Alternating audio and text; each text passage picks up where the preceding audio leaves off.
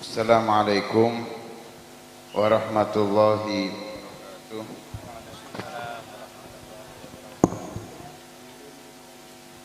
Bismillah walhamdulillah wassalatu wassalamu ala rasulillah Sayyidina wa maulana Muhammad ibn Abdullah wa ala alihi wa sahbihi wa man walah wa la hawla wa la quwata illa billah.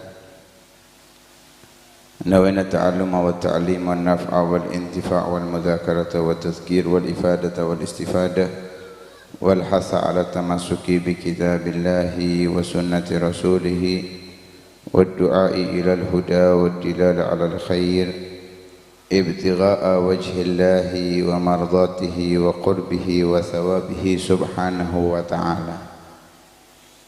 Melanjutkan kajian kitab Risalatul Jami'ah karya Al-Imam Ahmad bin Zain Al-Habashi,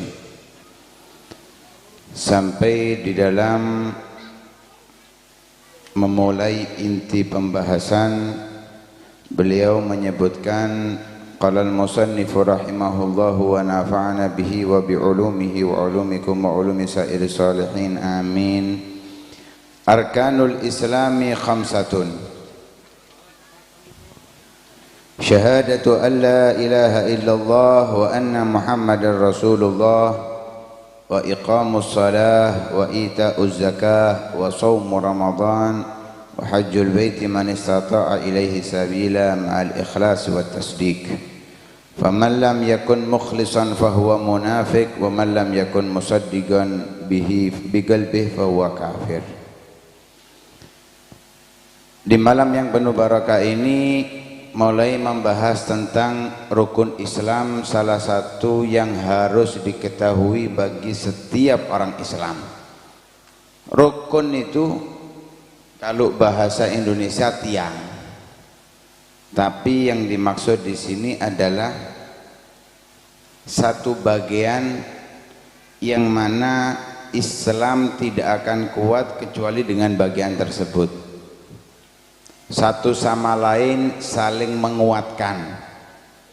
Ditinggal salah satu membahayakan keislamannya. Karena itu harus dijalankan semuanya. Namun ada yang dikasih embel-embel. Kalau mampu melakukan, nggak mampu nggak apa-apa nggak melakukan. Artinya di situ nggak ada paksaan melebihi paksaan yang wajib. Kalau memang sudah sampai batasnya baru wajib. Yang pertama, syahadatu an la ilaha illallah wa anna muhammadar rasulullah. Kalimat syahadah kalau diartikan bahasa Indonesia umumnya bersaksi, ya. Asyhadu an la ilaha illallah, bersaksi. Tapi kita harus mengetahui arti bersaksi itu apa. Kalau kita mengatakan saya menyaksikan, berarti saya melihat dengan yakin. Itu namanya menyaksikan. Nggak mungkin orang jadi saksi tapi nggak tahu kejadiannya. Jarene ya kudu saksi ku jarene. Orang yang mengatakan katanya itu dia tidak bersaksi. Orang yang bersaksi itu dia merasakan, melihat secara langsung kejadiannya, itu namanya bersaksi.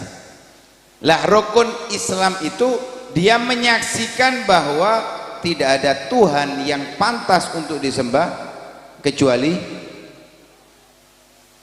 pertanyaannya, apakah benar-benar kita yakin tidak ada Tuhan yang pantas disembah kecuali Allah Subhanahu wa taala? Kerjaan pabrik gajine pasti tagak. Loh, Tuhane berarti itu. Yang memastikan itu Tuhan, ya. Pabrik bisa memastikan?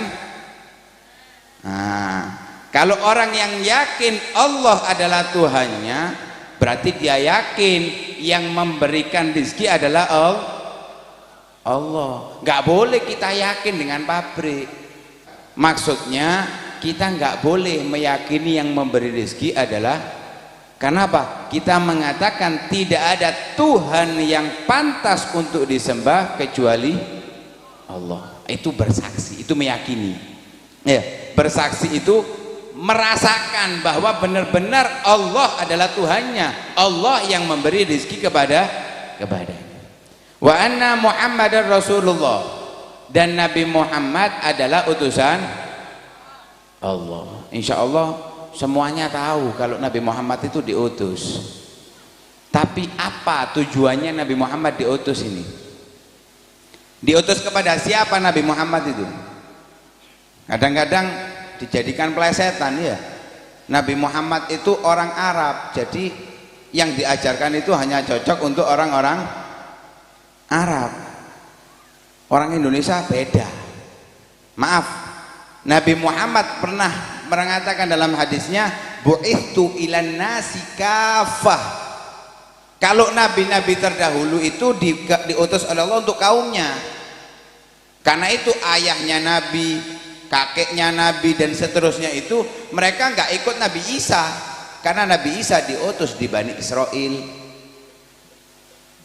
Yang mereka ikuti siapa? Nabi Ibrahim alaihissalam, karena Nabi Ibrahim mengajarkan kepada putranya Nabi Ismail yang ada di kota Mekah.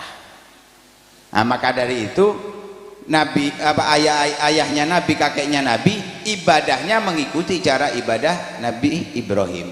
Begitu juga Nabi Muhammad sebelum diangkat menjadi Rasul, Nabi Muhammad cara ibadahnya menggunakan ibadahnya Nabi Ibrahim alaihissalam. Karena apa? Diutus di kaumnya masing-masing. Tapi Nabi Muhammad, wa bu'ithu ilan nasi kafah, aku diutus oleh Allah untuk seluruh umat manusia.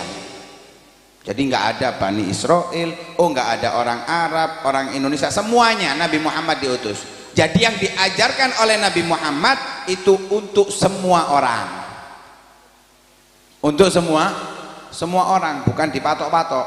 Oh, yang pakai cadar, oh iki adat Arab. Maaf, itu bukan adat Arab, itu syariat agama Allah subhanahu wa ta'ala. Lu kok bisa? Iya, itu dibawa oleh Nabi Muhammad dan disebutkan oleh para ulama di dalam kitab-kitab fikih. Monggo, Imam Syafi'i dalam madhabnya wajib pakai cadar. Hanya saja ada beberapa ulama di dalam madhabnya Imam Syafi'i atau sebagian di madhab lain. Ya, jadi yang pakai cadar itu bermadhab Imam Syafi'i juga. Yo gak kabeh. Nggih, gak kabeh. Artinya siapa yang mengaku meyakini bahwa Nabi Muhammad adalah utusan Allah, maka dia harus meyakini semua yang diajarkan oleh Nabi Muhammad harus ia lakukan dalam kehidupannya, nggak peduli daerah dan tempat. Kemudian yang kedua adalah iqamus shalah. Rukun Islam yang kedua adalah iqamus shalah. Tidak dikatakan oleh Nabi Muhammad dalam hadisnya bunyal islamu ala khamsin, syahadatu alla ilaha illallah wa anna muhammadar rasulullah wa fi'lus shalah atau wassalah. Enggak. Padahal kalau misalkan dikatakan as-shalah sudah cukup, tapi Nabi Muhammad mengatakan wa iqamus shalah. Di situ ada makna. Maknanya iqamus shalah itu adalah al-mudawamatu 'alaiha fi awqatiha wa bi arkaniha wa syurutiha. Bahkan sebagian yang lain menanggapi wa adabiha, selalu menjalankan sholat, khususnya sholat 5 waktu di waktunya, melakukannya di waktunya. Jangan melok pengajian ini ya, pulang dari pengajian kepengen turu tangine jam 8 ya, sholatnya jadi subha. Duduk sholat subuh tapi apa subha itu? Subuh tuh duha. Nah ini aneh. Pengajian ini bagus ibadah, tapi jangan sampai membuat ibadah yang lain hilang, kewajiban yang lain hilang. Nah makanya ya tetap tangi subuhnya, sholat subuh juga di waktunya. Lah itu dinamakan iqamus shalah. Tidak cukup di situ, dia menjalankan dengan rukun dan syaratnya. Rukun sholat ada berapa? Ada banyak ulama berbeda pendapat ya, tapi insya Allah yang beda pendapat itu hanya cara pengaturannya saja. Intinya ada 13 atau 14 atau 17 kalau dibahas sama. Kalau Imam Ghazali ditambahi mana yang 18. Tapi insya Allah lah kita ikuti kan sing sah salat ini gini. Yang ke-18 itu khusyuk. Lah orang yang dikatakan iqamus shalah, dia itu menjalankan rukun-rukunnya. Dia mengetahui, oh saya baca Fatihah karena Fatihah itu adalah rukun keempat lah. Ya.